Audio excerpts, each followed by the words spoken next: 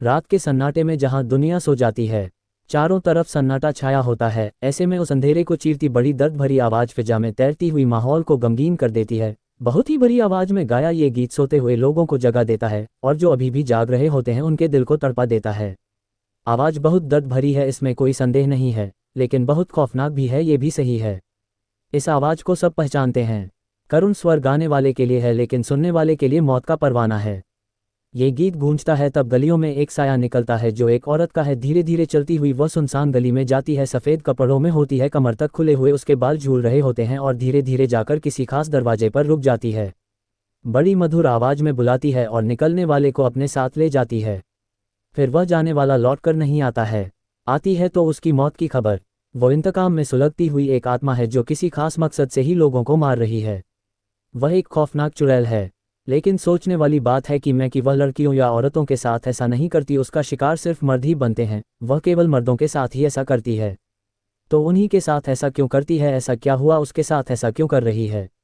पूरे शहर में आतंक फैला हुआ है। लोग कहते हैं कि उसका एक मिशन है। उसका क्या मिशन है ये किसी को नहीं पता। हर कोई डरा हुआ है, हर जगह खौफ पसरा हुआ है। क्या पता कौन सी गली में दस्तक हो और उसकी मौत उसे खींच कर ले जाए। क्या पता आने वाले कल में किसकी बारी है। क्या वह सबको मारती है या कुछ चुनिंदा लोगों को ही?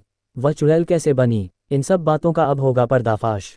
आइए चलते हैं इस खौफनाक कहानी का राज जानने के लिए बेंगलुरु के एक ऑफिस में। चल यार, ऑफिस में बैठे बैठे बोर हो गए हैं, चल आज कहीं घूमने चलते हैं, कौशिक ने उकताए हुए स्वर में सौम्य से कहा। कौशिक ने भी उसका अनुमोदन किया। सच यार, मैं भी बोर हो गया हूँ, एक सी रूटीन में बंद कर ऐसा लगता है कि जैसे जिंदगी यहीं थम कर रह गई। हम बिल्कुल मशीन बनकर रह गए हैं। कोई एडवेंचर, कोई ज़रा सा भी थ्रिल नहीं, वही बोरियत भरी रूटीन। तो फिर चल कहीं दूर चलते हैं, इस ऑफिस से दूर, सौम्य ने लंबी सांस छोड़ते हुए कहा। सौम्य हर समय पता नहीं किस दुनिया में गुम रहता था। उसको हंसते हुए तो कभी कभार ही देखा जाता था। कौशिक उसको इस बात के लिए कई बार टोक भी चुका था, लेकिन सौम्य हंसकर टाल देता, कह देता कि आदत है, सबकी आदत एक सी नहीं होती। तू अलग तरह का है, मैं अलग तरह का हूँ। दोनों कंप्यूटर इंजीनियर हैं और अकेले ही बेंगलोर में रहते हैं। कौशिक दिल्ली में रहता था, उसके पेरेंट्स भाई बहन भी वहीं थे। बीटेक करने में के बाद उसका प्लेसमेंट बेंगलुरु में एक मल्टीनेशनल कंपनी में हुआ था। मैं पहले तो यहाँ भेजने के लिए उसके घर वालों ने आनाकानी की, लेकिन अच्छी जॉब होने के कारण कौशिक ने कह दिया कि वह जाएगा। पहले पहले जब वह आया तो अकेला था, हिचकिचा रहा था। उसे याद आया अब इसमें उसका पहला दिन बहुत तनाव से भरा था। वह सोच रहा था कि कैसे एडजस्ट करेगा, कैसा लगेगा, नया शहर, नया परिवेश, नया माहौल। लेकिन पहले ही दिन उसकी जान पहचान उसके ही जैसे सौम्य से हो गई। पर वह भी कंप्यूटर इंजीनियर था, वह भी दिल्ली से ही आया था। सौम्य के डैडी दिल्ली पुलिस में इंस्पेक्टर थे, ये सभी राजेंद्र नगर के रहने वाले थे। उसकी ऑफिस में ही सौम्य से मुलाकात हुई थी। वह भी नया आया था। पहले तो दोनों अलग अलग रूम लेने को थे, लेकिन फिर सोचा कि दोनों मिलकर लेते हैं। उन्होंने तुलसी धाम सोसाइटी में चौथी फ्लोर पर फ्लैट ले लिया। वे बड़े आराम से रह रहे थे। इनकम खूब अच्छी थी, इसलिए घर भेजकर भी काफ़ी मौज से कटती थी। अभी शादी दोनों लोगों की नहीं हुई थी। बागों के शहर के नाम से मशहूर बेंगलुरु वैसे भी बहुत खूबसूरत जगह है। जब उन्होंने मूड बना ही लिया तो फिर दूसरे दिन छुट्टी ले ली और वे निकल पड़े। शहर की भीड़भाड़ से दूर पहली बार दोनों साथ घूमने निकले थे, इसीलिए दोनों ने आपस में बातें भी खूब की थीं। सौम्य वैसे तो कम बोलता था, लेकिन आज बाहर निकलकर थोड़ा खुल गया था और अब दोनों के बीच में उतना अजनबीपन भी नहीं रहा था। इस समय दोनों खूबसूरत पहाड़ी जगह पर थे। आज कौशिक और सौम्य खूब घूमे थे। वे दोनों अभी सूर्यास्त का दृश्य देख रहे थे। सूर्य ढलता हुआ भी इतना खूबसूरत लगता है, यह उन्होंने आज जाना था। कहाँ मौका मिलता है नेचर के पास जाने का। इस समय वे जिस जगह पर बैठे थे उसका नाम था सावनदुर्ग।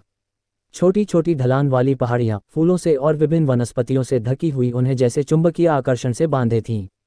शरद प्रकृति के उस खुले सौंदर्य को टकटकी लगाए देख रहा था। ऐसे ही समय में अचानक कौशिक के मन में एक सवाल आया। यार, एक बात पूछना चाहता हूँ। क्या? सौम्य ने प्रश्नवाचक नज़र उठाकर कौशिक के चेहरे पर टिका दी। यही कि तूने अपनी लाइफ के बारे में क्या सोचा है? कौशिक मजाक मजाक में उसके बारे में जानना चाहता था कि आखिर क्या बात है जो यह इतना उदास रहता है। कुछ तो बात है ही। मैंने कुछ भी नहीं सोचा, सौम्य ने उदास स्वर में कहा। तो एक बात बता यार कुरेदा, तू इतना उदास क्यों रहता है? कौशिक ने उसको कुछ नहीं, बस ऐसे ही। सौम्य अभी इतना खुलने को तैयार नहीं था। अच्छा बता, मुझसे मत छिपा, क्या तेरा कहीं कुछ चक्कर वक्कर तो नहीं था? अगर ऐसा हो तो भी मामला सब सेटल हो सकता है। तो तू जॉब कर रहा है? अब तू तो खाली भी नहीं है, या तुझे कोई धोखा देकर चला गया जो तू ऐसे मुंह बिसुरता रहता है। कौशिक भी जैसे आज उसके बारे में सब कुछ जान लेने की ठाने हुए था और वह सौम्य को छोड़ ही नहीं रहा था। कुछ भी नहीं यार, कुछ नहीं, सौम्य छोटी छोटी कंकड़ियों को दूर फेंकते हुए बोला। तू अपने बारे में बता। मैं अपने बारे में क्या बताऊं? कौशिक बोला, मैं तो ज़रा शायराना अंदाज का हूं, अभी तक मेरे मन की गर्लफ्रेंड भी तो नहीं मिली। आज के इस युग में मजाक में भी कोई कहे कि मेरी कोई गर्लफ्रेंड अभी तक नहीं रही है तो बोल कौन मानेगा, तू तो जैसे विश्वामित्र है। अब सौम्य को हंसी आ गई थी। 11 नहीं सच्ची यार, अपने कान पकड़ते हुए कौशिक ने कहा। तोबा तोबा, मैं कभी फ्लर्ट करने के मामलों में नहीं रहा, मेरी तो इमेज अच्छी रही है। हाँ और क्या, कुछ अंदर से ऐसी बात रहती है कि मैं लड़कियों को फ्लर्ट नहीं कर पाता। मैं सोचता हूँ कि जिससे भी मेरा रिश्ता जुड़े वह सच्चे दिल का हो, वह मेरी बातों को समझे, आई मीन बिन कहे मेरी बातों को समझ जाए, ऐसा हो कि उसके संबंधों में कोई स्वार्थ ना हो। अरे ये तू कौन से जमाने की बात कर रहा है, आजकल ऐसा है कहाँ? सौम्य उसकी बात को काट कर बोला। छोटी सी जिंदगी होती है, उसे जी भरकर जीना चाहिए। हर पल बस बेफिक्री का हो है ही क्या, जिंदगी में आज है कल ऊपर चले जाना है, उसके लिए इतना दिमाग पर बोझ क्या लेना? सौम्य ने अपनी फिलॉसफी झाड़ी। वह बिल्कुल ऐसा ही हो जैसा मैं सोचा करता हूँ। खूबसूरत हो बिल्कुल मेरी कविताओं की तरह, मेरी शायरी की तरह। बस तब तो हो गया तेरा इश्क और मिल गया तुझे तेरा महबूब। तू सारी जिंदगी हवाई किले बनाने में ही गुजारेगा। कुछ भी हो यार, चाहे तू हंसे, लेकिन मैं सच बता रहा हूँ कि मुझे अभी तक भी ऐसे ही साथी की तलाश है। मुझे समझ में नहीं आता मैं क्या चाहता हूँ, मैं किसे ढूंढता हूँ, क्या वो इस वर्ल्ड में मिलेगी भी जिसे मैं सपनों में देखता हूँ, सोचता हूँ वैसी ही इमेजिन वर्ल्ड की परी हो। वही रहेगी मेरे दिल में, वही चलेगी मेरे साथ।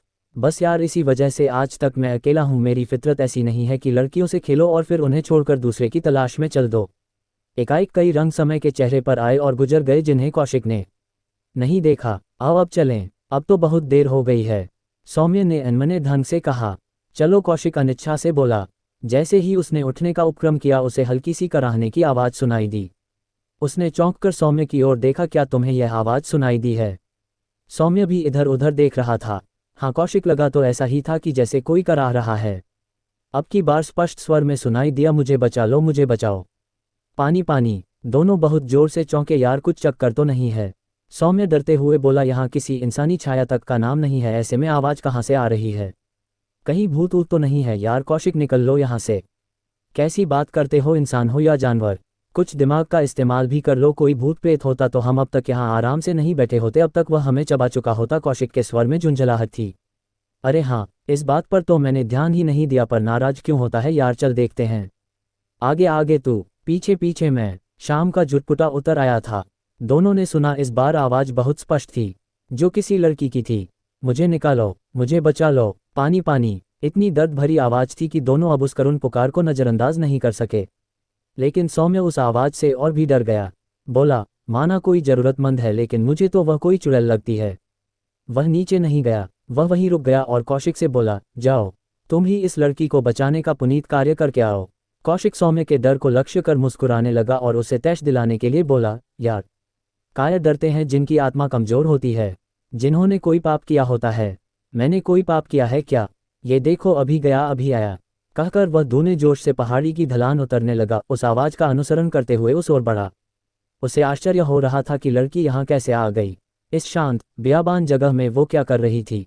नीचे जाकर उसने देखा कि एक उभरी हुई जगह, पत्तों के ढेर से आवाज़ आ रही है। मेरा दम घुट रहा है, मुझे निकालो। कौशिक ने उस जगह से सूखे पत्ते से हटाने शुरू किए। उन पत्थरों से उसे एक लड़की का हाथ दिखाई दिया। उसने जल्दी से मिट्टी, पत्थर और पत्तों को उठाया तो पहले लड़की का सिर दिखाई दिया, फिर पूरी लड़की बरामद हुई। लाल रंग की सितारों से झिलमिलाती साड़ी पहने हुई थी, जो मिट्टी में सनकर धूल गर्द में अड़कर बदरंग हो गई थी। कौशिक को जैसे झटका लगा, उसकी कल्पना साकार हो गई थी। उसकी इमेजिन वर्ल्ड की परी उसके सामने थी। ऐसी ही लड़की के बारे में तो वह सोचता था, वही शक्ल, वही सूरत। लड़की बहुत खूबसूरत थी। कौशिक उसको देखता ही रह गया। फिर उसे होश आया कि वह लड़की उसके बारे में क्या सोचेगी। उस लड़की के चेहरे और पूरे शरीर पर चोट थी, जगह जगह से खून बह रहा था। कौशिक को उस पर बहुत तरस आ रहा था, अपनी सी लग रही थी वह। सच बात तो ये थी कि वह उसकी खूबसूरती के जादू की गिरफ्त में आ गया था। उसकी लाल साड़ी को देखकर लगता था कि वह शादीशुदा है, पर और कोई चिन्ह जैसे सिंदूर, बिछया मंगलसूत्र उसके शरीर पर नहीं थे। कौशिक ने उसे पानी मिलाया, गट गट करके वह पूरी बोतल का पानी पी गई।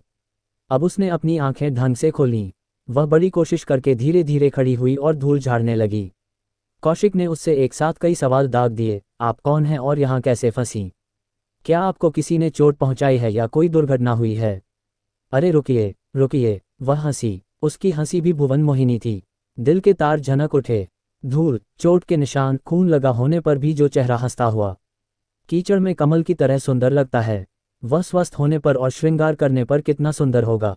वह उसकी सुंदरता पर हैरान था या कोई और बात थी जो वह उसकी गिरफ्त में जकड़ रहा था। कुछ ऐसा था उस लड़की में। कहाँ खो गए? मैं यहाँ घूमने आई थी। अकेले ही घूमने निकल जाती हूँ। मुझे प्रकृति के नज़ारे देखना बहुत अच्छा लगता है। अब वह लड़की कौशिक को बता रही थी। मैं वहाँ पहाड़ी पर खड़ी खड़ी अपनी सेल्फी ले रही थी। तभी अचानक आंधी आए और उस आंधी में मैं अपना संतुलन कायम नहीं रख पाए और लुढ़कती हुई यहाँ आकर गिरी।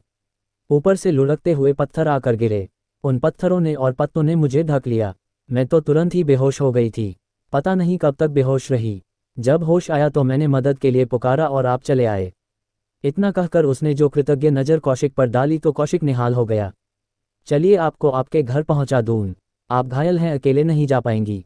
मेरा घर, उसकी बड़ी बड़ी आंखों में उदासी तैराई। मेरा घर कोई नहीं है। अनाथ हूँ, अनाथ आश्रम में पली बड़ी हूँ।